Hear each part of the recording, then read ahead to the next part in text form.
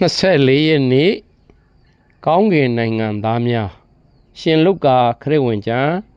အခန်းကြီး73အခန်းငယ်18ရှင်လုကာခရစ်ဝင်ကျမ်းအခန်းကြီး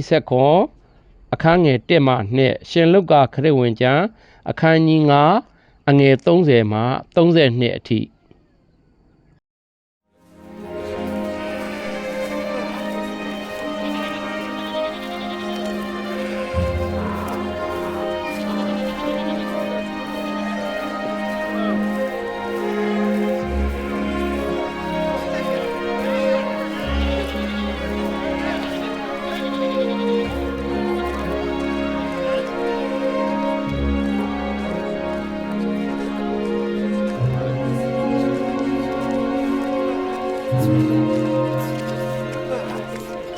အမားလို့ဖို့အခြေအနေဆိုတာရှိလာတယ်အဲ့ဒီအခြေအနေကိုဖန်တီးတဲ့သူရဲ့အပြစ်ကတော့မတွေးရလောက်အောင်ပဲဟဲ့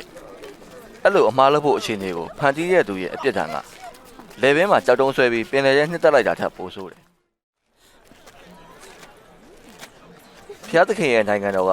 ညောင်စည်းနဲ့တူတယ်ညောင်စည်းကအစိတ်ထဲမှာအသေးဆုံးဖြစ်ပေမဲ့လည်းအပင်ပေါက်လာရင်ငှက်တွေတောင်အတိုက်လာဆောက်ပြီးနေလို့ရအောင်ကြီးတယ်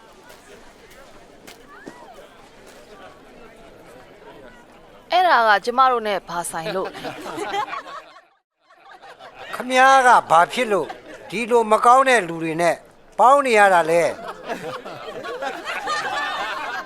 ဆရာဝန်ကနေမကောင်းတဲ့လူစီကိုပဲကုဖို့လာတာနေကောင်းတဲ့လူစီကိုမဟုတ်ဘူးငါကလည်းအရှင်းမကျင့်နိုင်တဲ့လူစီကိုကယ်ဖို့လာတာကျင့်နိုင်တယ်ဆိုတဲ့လူစီကိုလာတာမဟုတ်ဘူးနံပါတ်